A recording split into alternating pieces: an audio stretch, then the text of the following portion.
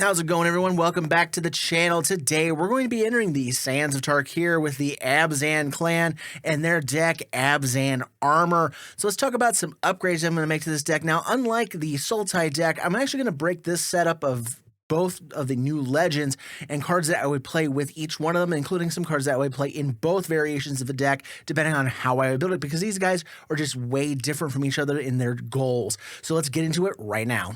We're going to kick this off with the Spirit Dragon legend that comes as the face of the deck, Baator, Ancestor's Voice. For 2, a white, a black, and a green, it's a 3/5 Spirit Dragon with flying and lifelink. At the beginning of your end step, put a number of +1/+1 counters on up to one other target creature you control equal to the amount of life you've gained this turn, and then return up to one target creature card with a mana value less than or equal to the amount of life you've lost this turn from your graveyard to the battlefield. So the idea here is you're going to be trying to do a balance of life gain and life loss to maximize how many counters you're putting on other things and what you're bringing back from the grave.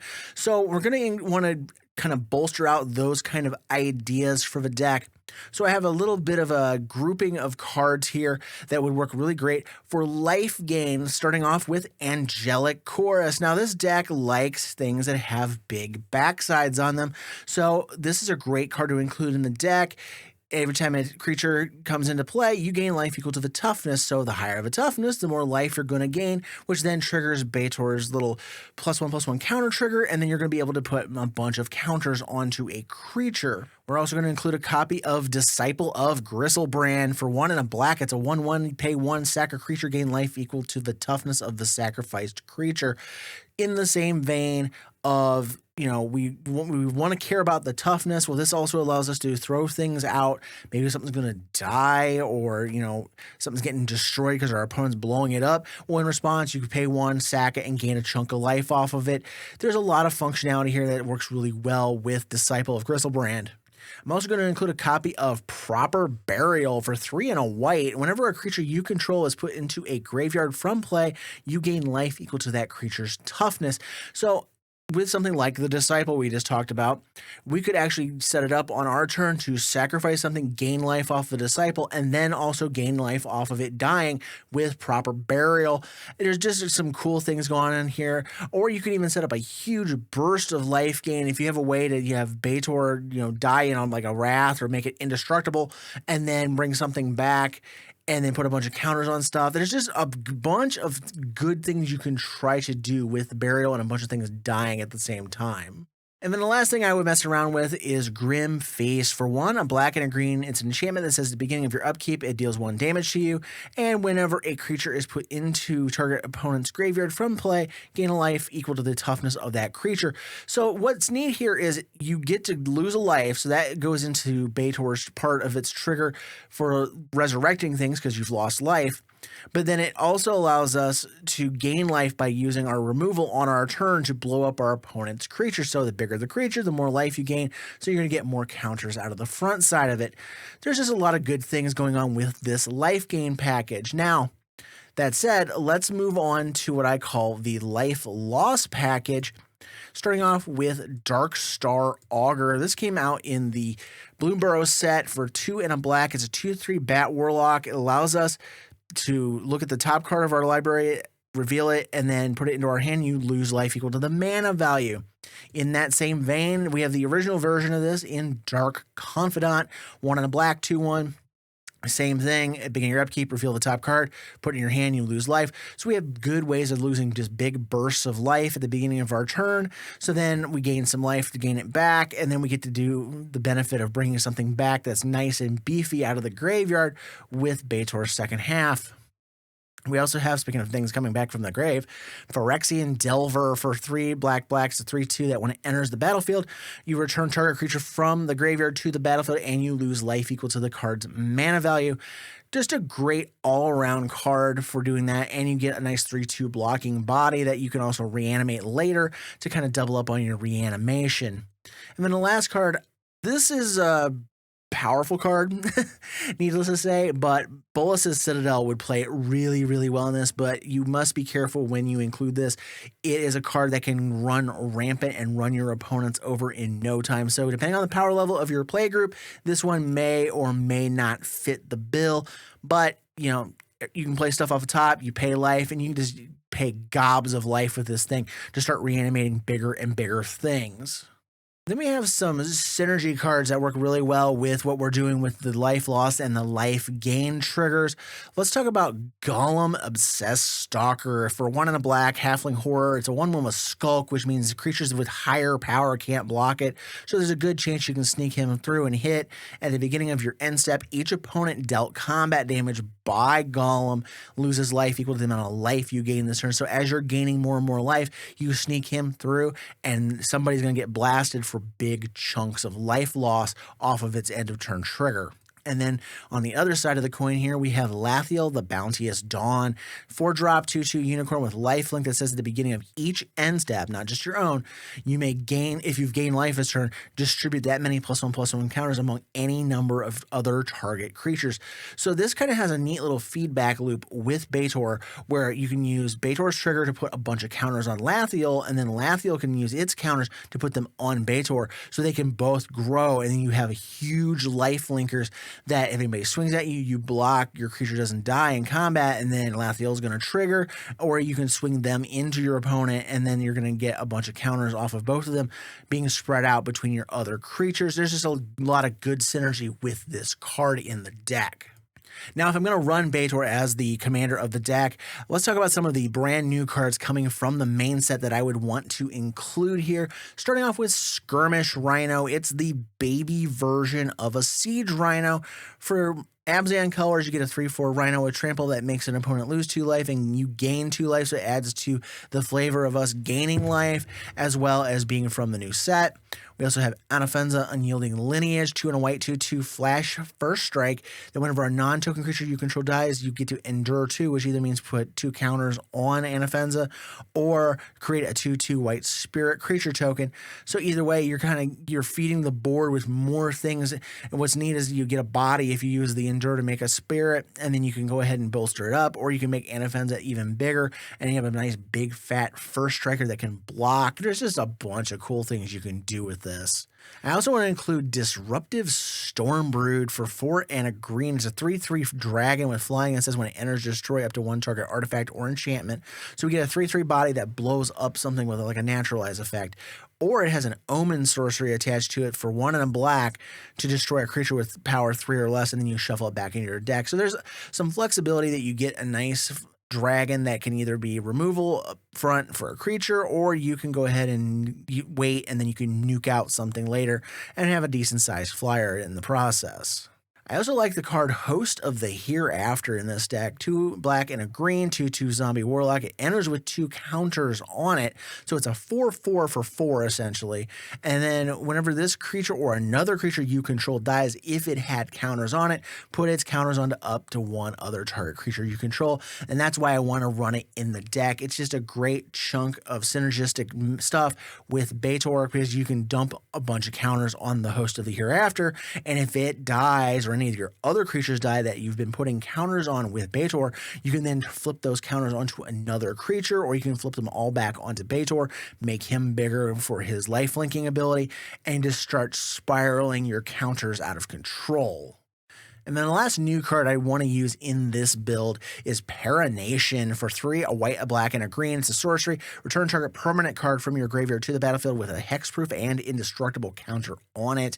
So if you have something that you really want to stick around and it got blown up previously, or you've been forced to discard it, or whatever happened, Perenation here can actually get it back, and then it is almost virtually impossible to get rid of.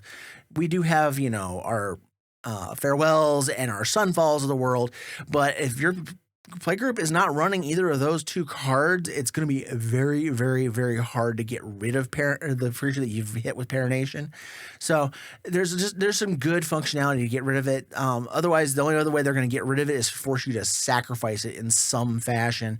So it's a really cool way to get something back, and it does any permanent. It's not even just creatures.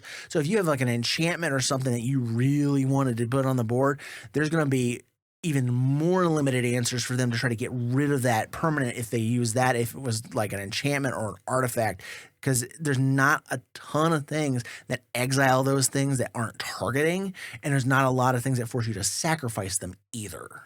Now moving on, let's look at the other new legend that comes in the deck, Felithar the Steadfast. For 1, a white, a black, and a green. It's a 0/5 human warrior that says each creature you control assigns combat damage equal to the toughness rather than their power. Creatures you control can attack as though they didn't have defender. And 3 in tap, sack another creature, draw cards equal to the sacrificed creature's toughness, and then discard equal to its power. So ideally you're sacrificing like, a 0/6 wall or a 1/6 or whatever. So you're going to be drawing 6, and then you're going to be discarding, 0 or 1 card, who cares? And then you're still able to attack with your walls. It's a great way to have like a walls matter commander that's not in the colors of Arcades, the strategist.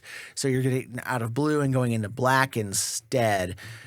That said, let's take a look at some walls that are really good for this deck that aren't included with the precon, starting off with Wall of Nets. For 1, 8, and 2 white, it's a 0/7 that says at the end of combat, remove all from the game all creatures blocked by a Wall of Nets.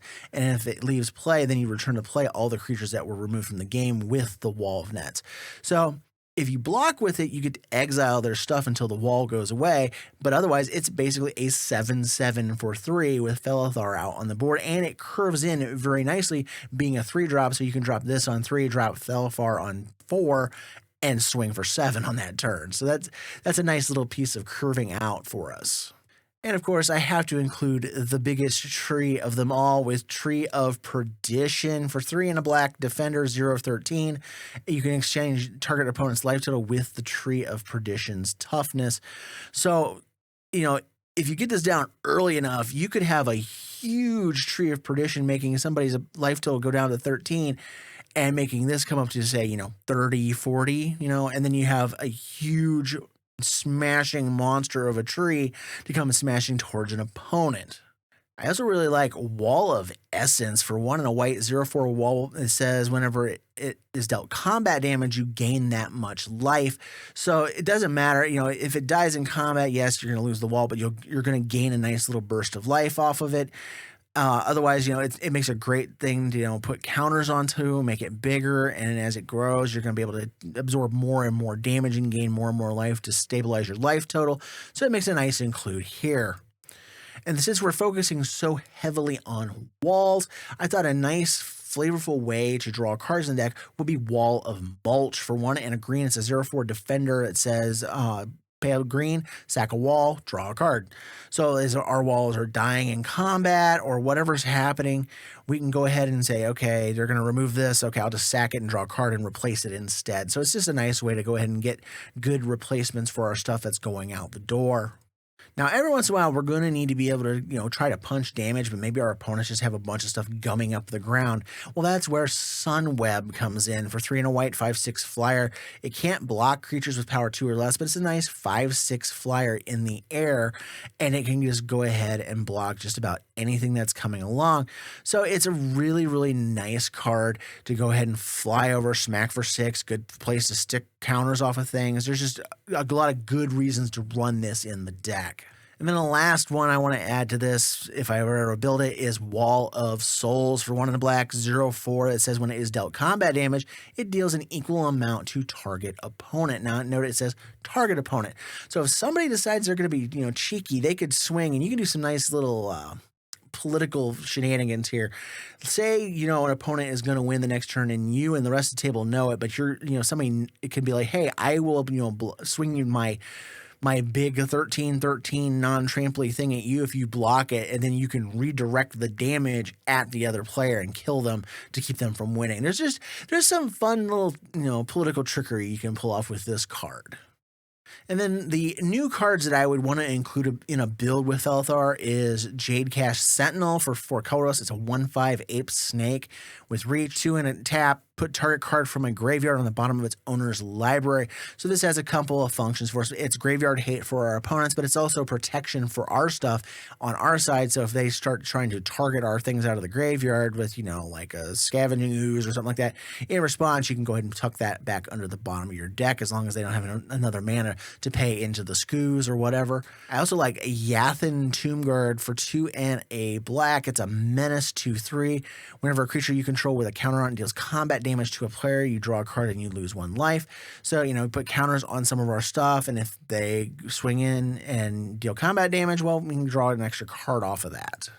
And since we're focused up on all these high toughness things with the walls, I thought digging into the main set version of Baator would be great with Baator Kin to All for 2, a white, a black, and a green. It's a Spirit Dragon 5/7 flyer that says at the beginning of your end step, if your creatures have total toughness 10 or greater, draw a card. If it's 20 or greater, untap each creature you control. And if it's 40 or greater, each opponent loses half their life, rounded up. So with all the walls that we have in the deck, and we're going to be putting down a bunch of defenders, there's a really good chance you're going to be able to hit at least that 20, if not the 40, and start zapping your opponents for half their life total every single turn.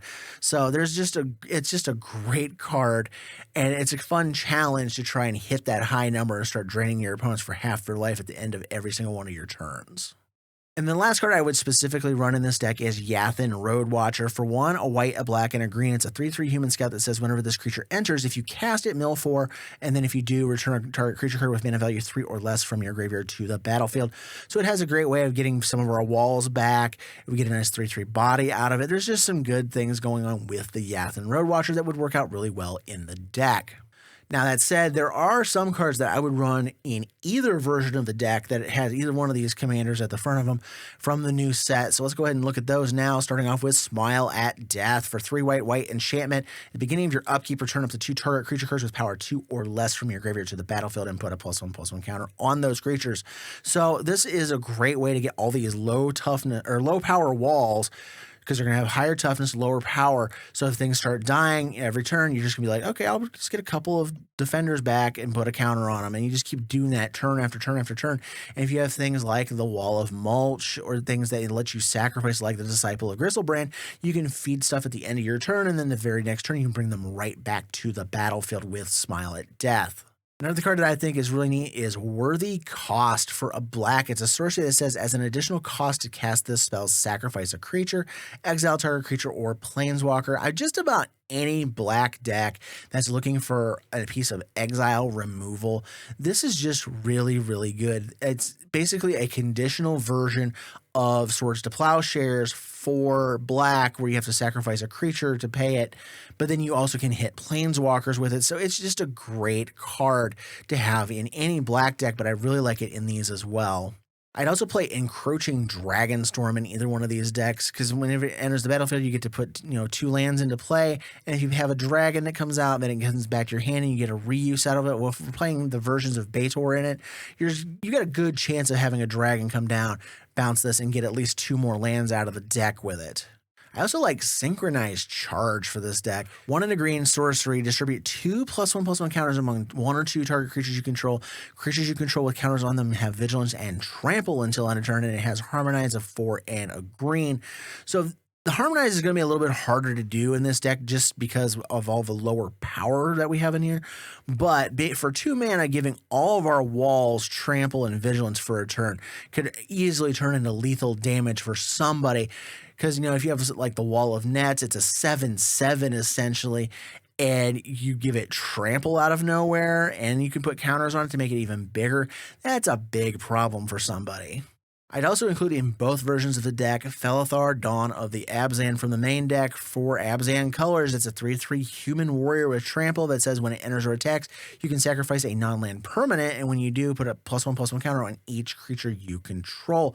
So as it comes in, we're going to go ahead and sacrifice something that's kind of lost its use. Maybe you have something that had an ETB on it when it came in and it's really not worth anything now. Sacrifice it, put counters on all your stuff, and when she attacks, same thing. And with all of the reanimation type effects we have in the deck, it's not going to be that hard to get a lot of this stuff back and reused on the battlefield. I also want to include some of the new sieges like Hollowmurk Siege for a black and a green. When it enters, choose Sultai or Abzan. Sultai side, put a counter on a creature you control. You get to draw a card when that happens, but it only triggers once per turn. Or whenever you attack, put a +1/+1 counter on target attacking creature, and it gains menace until end of turn. Either way, you're probably going to like this card because we have ways of putting counters on things so we can have extra card draw, or maybe you want to give stuff menace until end of turn and add extra counters. This has a good thing going on with that as well. And then the last new card I want to include here that I would do in both decks if I'm building them is Revival of the Ancestors. For 1 and Abzan colors, you get Chapter 1, create 3 white spirit creature tokens. Chapter 2, distribute 3+1/+1 counters among 1, 2, or 3 creatures you control. Or Chapter 3, all your creatures gain trample and lifelink until end of turn. Just like with the synchronized charge, it's just a good way to get, trample onto our walls out of nowhere. And in this case, we also get lifelink. We get to bolster them up. We get to have these spirit tokens. There's just a lot of good things going on. And if you get to Chapter 3, it's all nice and gravy for us. So those are my ideas for the Abzan Armor deck, whether you're going to run with Baator at the front or Felithar at the front of the deck. Either way, these are going to give you guys some good building blocks to work off of to create your decks. Let me know what you think in the comments down below, what you would add. What do you agree or disagree with what I have here? Let everybody know down there. And while you're there, please like, share, comment, subscribe. All those things help the channel grow. And as always, thank you for watching. Have a great day, and I'll see you in the next video.